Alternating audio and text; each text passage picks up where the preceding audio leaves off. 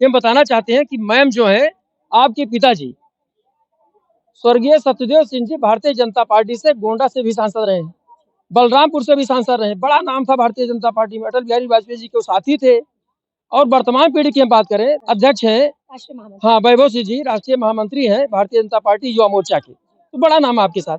आप लोग ये भी जान लें कि हम जिस वर्षा सिंह का इंटरव्यू ले रहे हैं तो कोई मामूली मैम नहीं है, इनका एक बड़ा राजनीतिक घराना है। मैं उस राजनीतिक घराने से कैसे जुड़ के चलती है? राजनीति तो हम लोगों के वंश में है, खून में है, और राजनीति का एक ही उद्देश्य होता है, समाज का उत्थान करना, उनको ऊपर ले जाना। तो हमने तो राजनीति को इसमें मिक्स ही कर रखा है। जनप्रतिनिधित्व करने की एक इच्छा होती है कि जनता का आप उनका भाग्य उजागर कर सके, उनको रोजगार दे सके। तो इसको आप राजनीतिक पहल तो नहीं कह सकते, पर हाँ, राजनीति का एक मुख्य उद्देश्य होता है। आप जानते हैं आदरणीय मुख्यमंत्री जी का इस समुदाय से एक बहुत गहरा लगाव है। उन्होंने हमेशा कोशिश की है कि इन लोगों को आगे लाके इन लोगों को कैपेबल बनाया जाए, इनको योग्य बनाया जाए, इनको स्वावलंबी बनाया जाए, जैसे बाकी समाज के लोग हैं। और अगर आप मेरी बात करेंगे तो मेरा मानना है समाज सिर्फ वो नहीं है जो दिखाई देता है, समाज वो भी है जो सांस ले रहा है और जीवित है, और शायद ऐसे जंगलों में मुख्य मार्गों से दूर कहीं अंदर आके बसा हुआ है। और आज यही प्रवास संस्था के माध्यम से, राजनीति के माध्यम से, आदरणीय मुख्यमंत्री जी के माध्यम से, शासन के माध्यम से, प्रशासन के माध्यम से एक कोशिश की गई है और बहुत सफल कोशिश है। और इसके लिए इसमें शामिल जितने भी लोगों हैं उनको बहुत-बहुत बधाई। आपके भाई साहब वैभव सिंह जी भारतीय जनता पार्टी से गोंडा से उम्मीदवार बनने वाले थे, संयोग से टिकट मिल नहीं पाया। फिलहाल भारतीय जनता पार्टी में बड़ा उनको प्राप्त संगठन में। आप उनकी बहन है, लगातार प्रयास कर रही हैं, समाज सेवा काम कर रही हैं, राजनीति में आने का इरादा है क्या? विधानसभा चुनाव तो आने ही वाला। ये मैंने कई इंटरव्यू में कहा है, आप देर से हमसे ये सवाल पूछ रहे हैं। हाँ, ऑफ कोर्स राजनीति में आने का इरादा है, राजनीति करनी है, क्योंकि ताकत ज़रूरी है समाज को उत्थान करने के लिए, और राजनीति करेंगे, ऑफ कोर्स करेंगे, समय आने पे करेंगे। और ये सब जो सामाजिक कार्य है, मैं ये नहीं कहूँगी कि इसे राजनीति से जोड़ा जाए, क्योंकि समाज एक अपनी जगह है, राजनीति अपनी जगह है।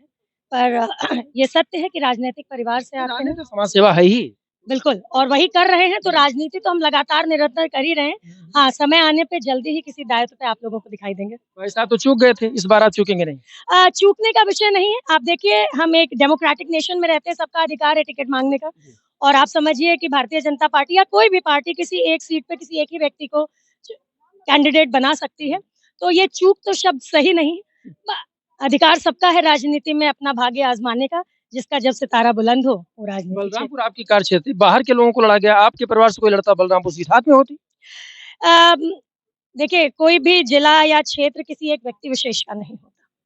मैं इस बात से बिल्कुल भी इत्तेफ़ाक नहीं रहती कि कोई बाहरी होता है। आप जहाँ रहने लगिए, देखिए आज से कुछ वर्ष पहले मैं गोंडा में नहीं थी, पर आज मैं गोंडा में पिछले 5 वर्षों से रह रही हूँ। जिला कहीं था, कहाँ आप बाहरी मानती है? नहीं, मैं बाहरी नहीं मानती, पर ये आपके सवाल का जवाब है कि आप जहाँ रहने लगिए, जहाँ के लोगों को अपना लीजिए, जिस मिट्टी के सुगंध में फलने-फूलने लगिए, जिनको अपने रिश्तेदार मान लीजिए, वो जगह आपकी हो गई। आप वहाँ कार्य करिए, अपनाने की ताकत तो इंसान में होती है।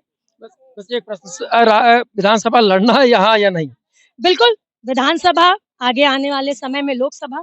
मेरे पिताजी राष्ट्रीय एक कद्दावर नेता थे, राष्ट्रीय स्तर के नेता थे, और मेरी ये यात्रा है और मेरा ये प्रयास है कि यहाँ से लेके राष्ट्रीय पटल तक गोंडा और देवीपाटन मंडल का नाम ऊँचा किया जाए। कि आपके परिवार को आपको किसी परिचय की मोहताजी नहीं है, बड़ा राजनीतिक करियर आपका। तो अगर समाज सेवा से जुड़े तो बहुत छोटी चीज़ है, राजनीति हाथ में आएगी तो निश्चित रूप से मुझे लगता है कि आप इससे बड़ा काम करेंगे। बिल्कुल, आप लोगों का आशीर्वाद रहा, इस तरह लोगों का सहयोग और समर्थन प्राप्त रहा, शासन प्रशासन इसी तरह खड़ा रहा, तो बिल्कुल करेंगे, और जल्द ही आपसे किसी और पटल पे, किसी और मंच पे फिर मुलाकात करेंगे। जैसा कि हमने देखा, मिस वर्षा सिंह ने हमारे साथ चैनल से बातचीत कर तमाम राजनीतिक, सामाजिक और समाज के विभिन्न तमाम मुद्दों पर भी बाकी से बातचीत की। उसके लिए बहुत-बहुत धन्यवाद। Report smile Bharat.